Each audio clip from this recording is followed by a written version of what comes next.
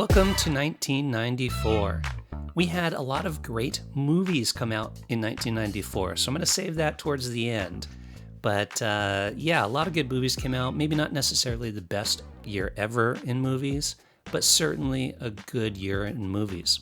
We also had the internet continuing to evolve, with Netscape Navigator being released. And of course, as always, big news revolves around tragedies and sad things. So I'm going to pre-warn you at this point, we do get into a story in a bit about sad things that happen to some children. And so I'll give you a brief notice at that just before I get into it in case you want to skip that little section. But let's start with some fun. Netscape Navigator. This was the first browser I ever used. I remember in college we had a computer lab because of course I didn't have one at home. And on that computer lab, it was Netscape Navigator. It's where I set up my first Hotmail account, which I don't have anymore. It was developed by the same people that developed Mosaic, which I mentioned in the previous episode. They went on to build Netscape Navigator. They didn't use any of the same code. It was basically a lot of the same people just upping the game in browsers. In California, LA, we had the earthquake, which was in January of 94. So yeah, I mean, might not be that interesting to some people because earthquakes happen all the time in Los Angeles. But it was a big one. It caused $25 billion in damage, 57 people died, and more than 8,000 people were injured. The earthquake happened in the Northridge area. It was a 6.8 on the Richter scale.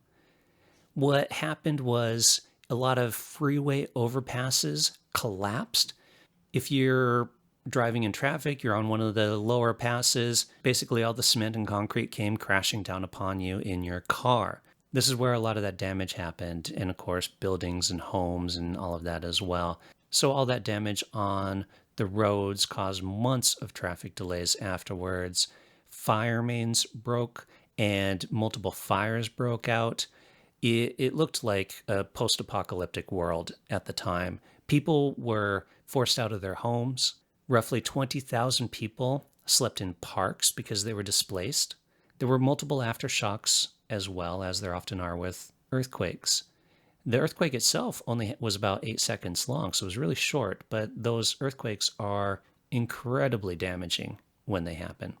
Infrastructures, of course, hospitals and that kind of stuff were overwhelmed, and it took them a while to basically get back to normal for weeks, even months. Hopefully the next time they have another big one, it won't be as damage causing. I mentioned earlier there's a story about something sad that happens to two children. This is that story. Susan Smith, you might not recognize the name, but you might remember the news story of a woman with her husband standing next to her. She's crying and she's pleading for her children to be returned. What happened was Susan one day goes knocking on a door, crying, saying that she had been carjacked. And in the back seat of her car were her two children, Michael, who was 3 years old, and Alexander, who was 14 months old. So the police, of course, do a search for the car, for the carjacker. It's national news, major news. Anytime something bad happens to children, that often becomes national news.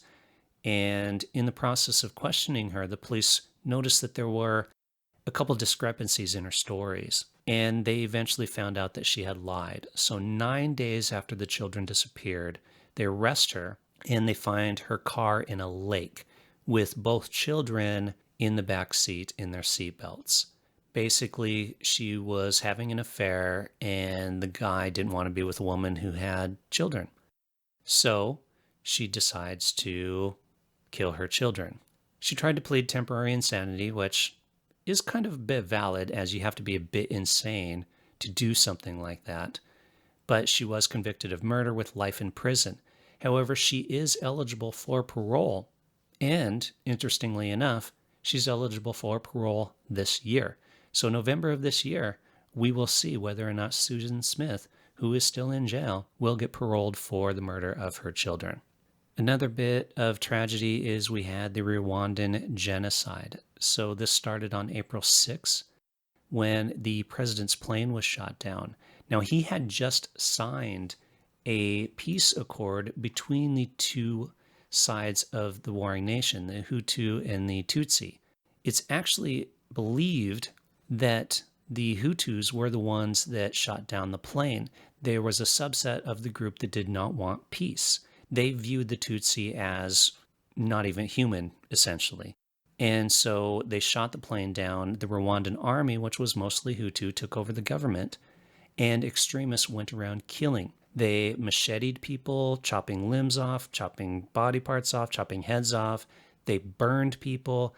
Thousands of bodies were dumped into the lake, but to the point where they actually had to say, don't go near the lake because there's so many bodies in it that you certainly couldn't want to go into the water or drink it. Thousands of women were raped. They were infected with AIDS. They were forced to eventually have children because of being impregnated during the raping. And this is something that has affected generations since. The murdering went on for roughly 100 days, and they killed roughly 800,000 to 1 million people. I mean, that's just massive. Just imagine the amount of killing to kill that up to 1 million people in 100 days. The UN actually had peacekeeping troops in the country. So the United Nations had roughly 2,500 troops in the country. They were there to monitor the peace accord and help out with that. And so when the war broke out, the head of the peacekeeping troops hey, what can I do here? And the United Nations said, don't do anything. You can fire if being fired upon, but actually, you know what we're going to do? We're going to withdraw troops from the country. So the United Nations might have been able to actually help reduce some of this violence, but instead they chose to get out.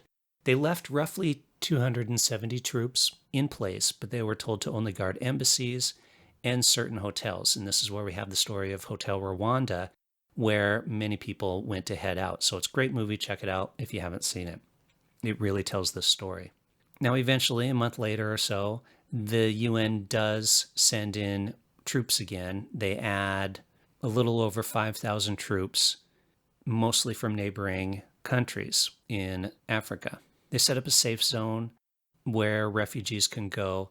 But, I mean, come on, United Nations, what is your point of existing if you're not going to intervene, especially in a situation like this where you have troops on the ground and people are being slaughtered and you don't do anything? So, of course, the genocide did eventually end and they had to recover from this. But I mean, imagine trying to live in a country knowing that somebody you cared about was brutally murdered from this other group. So, yeah, it's a tough one. Anyway, they did eventually find peace, essentially, and yeah, there you go. A lot happened about this. We could probably do an entire episode on this at some point in time. A bit of good news as we jump back and forth between the good and the bad. Nelson Mandela was elected president of South Africa. So I've mentioned Nelson Mandela in previous episodes. This is where he actually becomes president with 62% of the vote.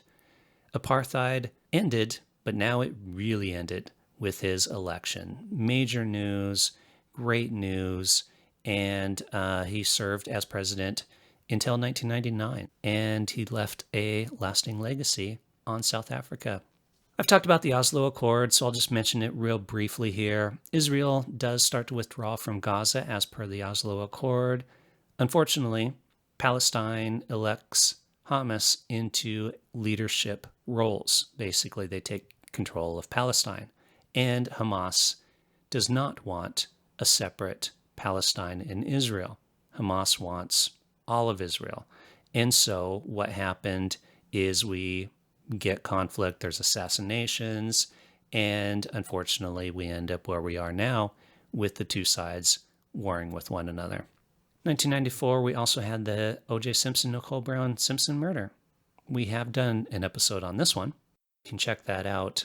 Ron Goldman was returning a pair of sunglasses to Nicole Brown Simpson and was killed along with her, and police eventually tune in to her ex-husband, O.J. Simpson. Everyone remembers the car chase with a white Bronco. 2 days later, when they go to charge him, he hops into a car with one of his friends and head up onto the highways. They're being chased by police and surrounded by helicopters. Every TV station played this. It was on the news crazily. Oddly, he had supporters that were waving flags on the side of the roads and overpasses in support of him because, that's the way things go. And as we know, he eventually was not convicted of the charges. Okay, one more piece of really sad news before we get into some more less sad stuff. I don't know why I keep getting into all this depressing stuff in the 90s because I vaguely remember it as being a good time. What the heck? Now, I don't know if it's the day grunge died because, of course, obviously Nirvana was not the only grunge band, but it was the day Kurt Cobain killed himself. He shot himself with a shotgun to the head.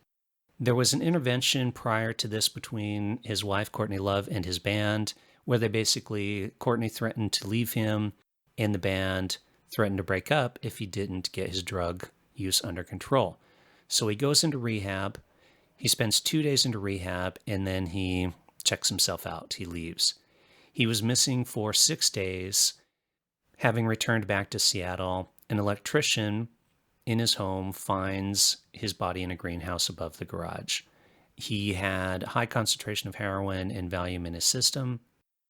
And another one joins the 27 Club. It was quite sad news. The guy was brilliant.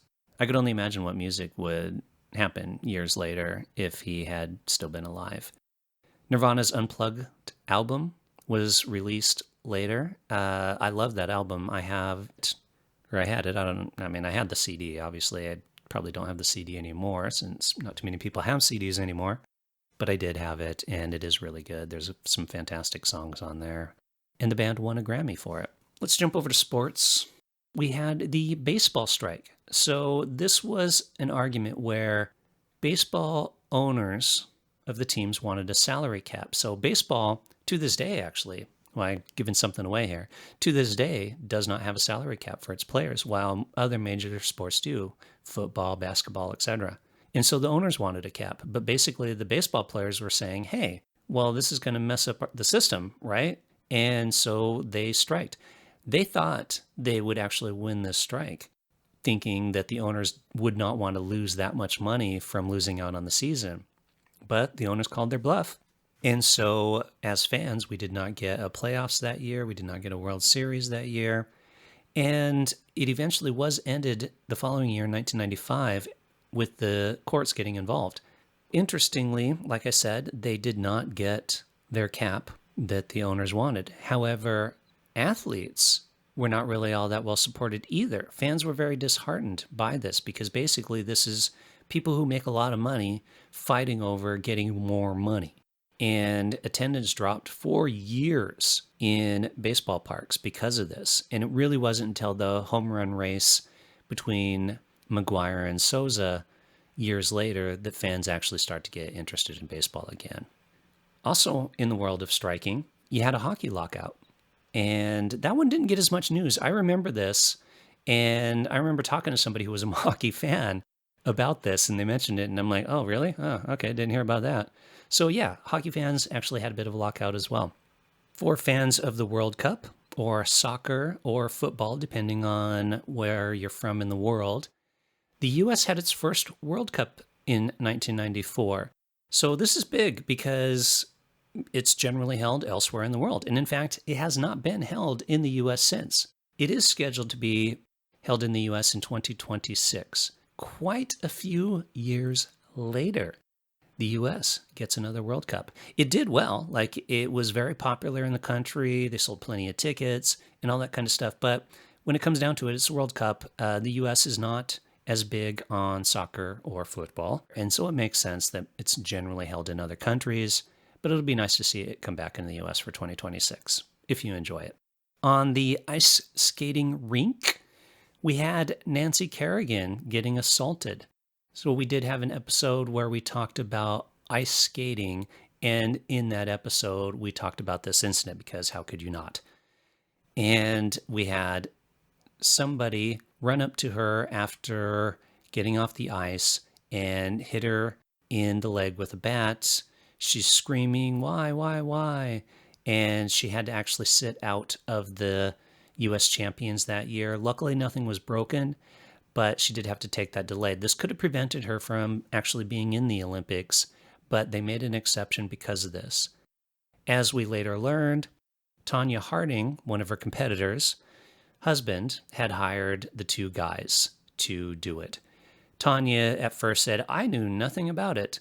And then later said, okay, well, I knew about it after the fact, but not before. Take your pick as to what she knew at what point in time. Eventually, they both did compete in the Olympics.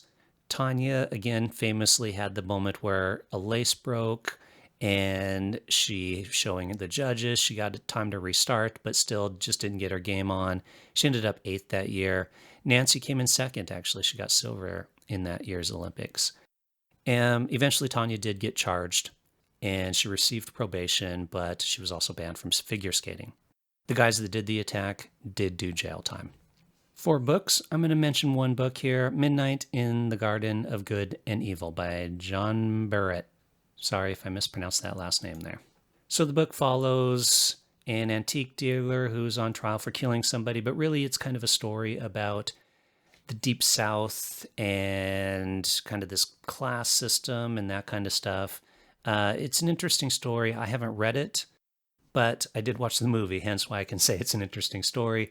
I don't know how accurate the movie is to the book, but it was a huge seller. It was a New York Times bestseller, all that kind of stuff. And of course, Clint Eastwood made it into a film.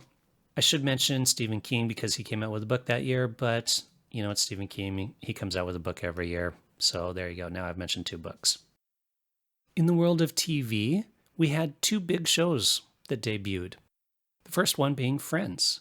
You've seen Friends. You cannot be alive without having ever seen Friends because it has been broadcast everywhere. You could probably turn your TV on right now and find Friends showing somewhere or on a streaming channel. Jump onto Netflix if you want. It ran from 1994 to 2004. Was a show everyone talked about. We did an episode on it as we had to because it came out in 1994. I like the show. I think it's great. There is that argument with modern standards. Do we really need a group of reasonably well-off white people living in a fancy apartment in New York, which clearly none of them could actually afford? But it's a fun show. Accept it for what it is and the time that it was made, and don't be all prissy about it. Won tons of awards for the cast, and check it out.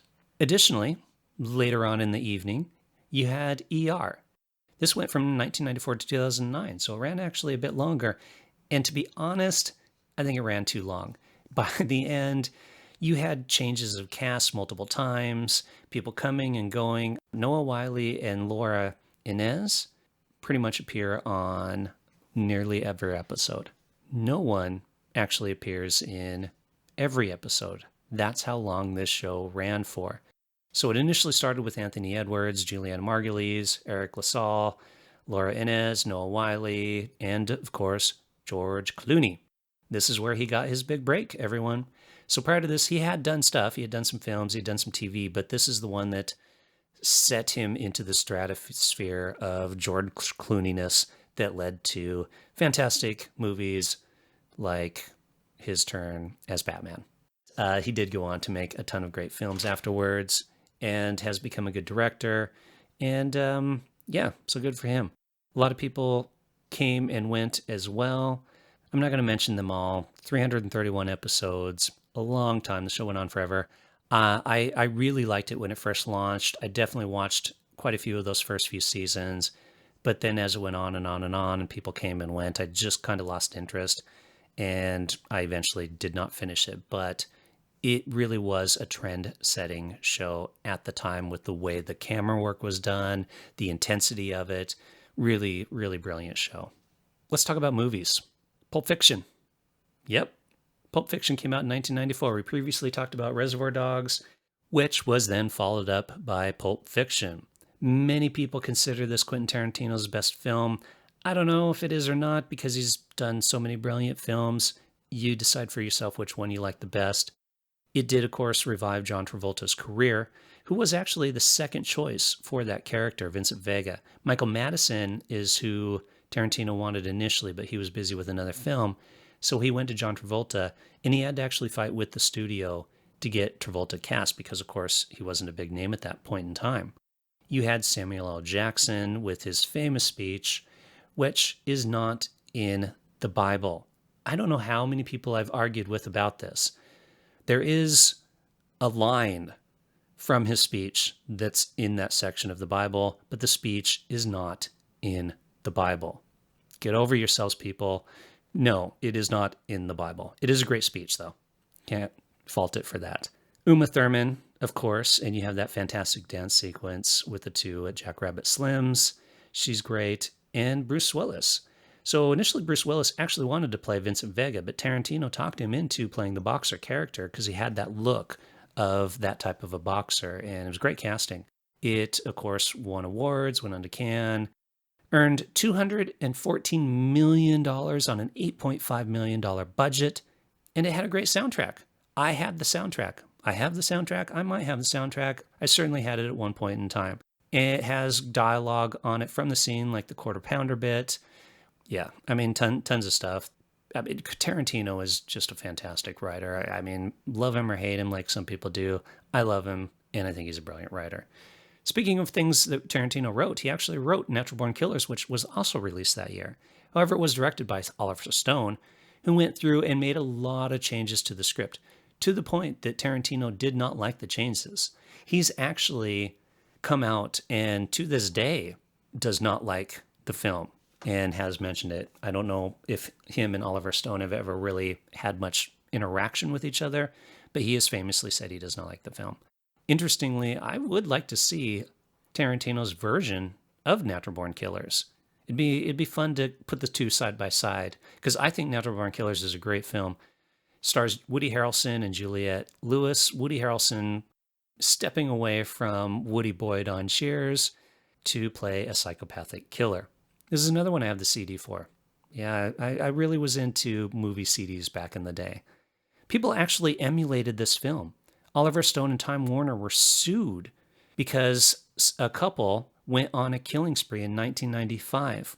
A woman by the name of Sarah Edmondson and Benjamin Duras, both 18, they dropped acid, watched the film, and decided, oh, hey, let's do that.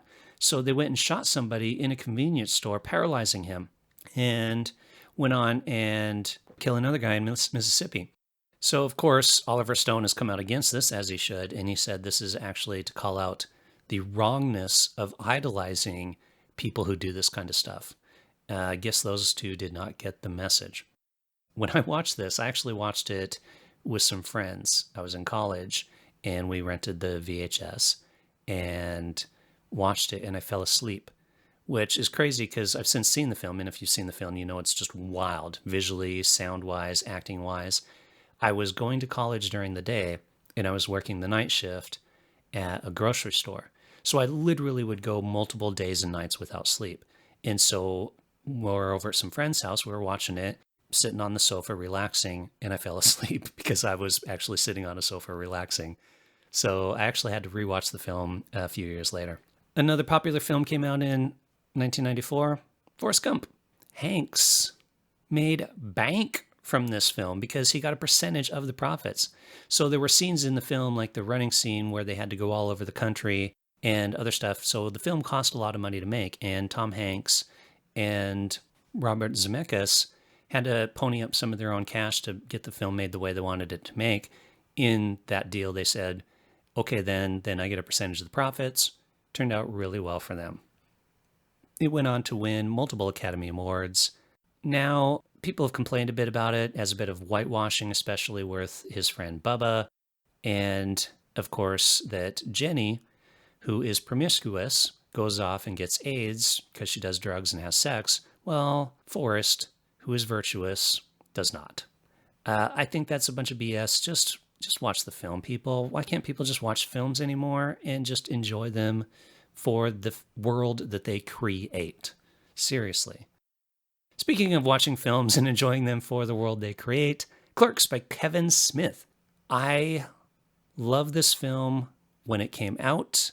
I love it now. Again, I didn't watch it in the theaters. I watched it on VHS with some friends. Kevin Smith sold all his comic books, maxed out his credit cards, dropped out of film school to make the film. Cost him $27,000 to make. Well, that's all right. Earned $3.2 million back. Ended up in Sundance, winning awards, and got released to a larger audience, which nobody thought would happen. I mean, come on, it's a black and white film, takes place basically in one location that was filmed at night because they had to actually use a working convenience store. So Smith talked the owner of the store to letting them film there at night. This is why you have that moment at the beginning with the blind being closed and gum in the lock and the sign being put out, yes, we're open. So most of the cast was friends of his, and a film that nobody thought would catch on did. Plays Silent Bob in the film because, funnily, he's not good at memorizing lines, and so he cast himself in that role. Clerks and Kevin Smith inspired who knows how many thousands of hundreds of thousands of filmmakers in the world, because they looked at that film and said, hey, that's possible. I can do this. I'd say Robert Rodriguez also inspired the same people the same way. So between the two of them making films that they funded themselves, that went on to the popularity they did, and of course the additional films that followed up. Kevin Smith has made a ton of fantastic films since. He's a fantastic filmmaker, and I'm a huge fan of his. A couple more films that came out that year. You might have heard of this one, The Lion King. I don't know, it involves some animated lions or something. Might have possibly been turned into a stage musical, and then Disney might have redone it at some point in time. Possibly, I don't know, maybe. So I didn't mention Schindler's List in 1993. So technically it was released in 1993, but it was just at smaller premieres. It was released nationally in 1994, so right at the beginning of the year in 1994. Such a powerful movie. Tears to many people's eyes when they see the stuff with the little girl. It proves why Steven Spielberg is probably one of the best filmmakers alive, if not ever. I know people might argue with that and go for it, but I mean, he's done so much in so many different genres, and this is one of those films that deserved all of the awards that it won. It eventually went on to win 7 Academy Awards beyond all of the other award nominations that it received. So Liam Neeson and Ralph Fiennes playing those characters to utter brilliance. Absolutely fantastic. And a bit of sad news in the movies, just because I got to throw something in there. John Candy died. It's quite sad. He basically was working on the movie Wagons East, which sucks. I'm sorry. I don't know anybody who likes that movie. John Candy didn't even like that movie. He signed on and was like, oh, wait a minute. Is this what I signed on to do? Ugh. But I'm contractually obligated to do it. So he did. Unfortunately, while making it at the age of 43, he went to sleep one night and had a heart attack. They used other actors to replace him in some stuff, and even CGI to fill in the parts where they needed him. And it bombed, justifiably. It's a terrible movie. And for the final movie I'm going to mention, Speed. Keanu Reeves and Sandra Bullock, Dennis Hopper, and Jeff Daniels. This was such a fun movie. Say what you will about it. It follows a cop who has to get on a bus and keep it from dropping below 50 miles per hour, or it will explode. So Dennis Hopper is at his finest as the bad guy in this film.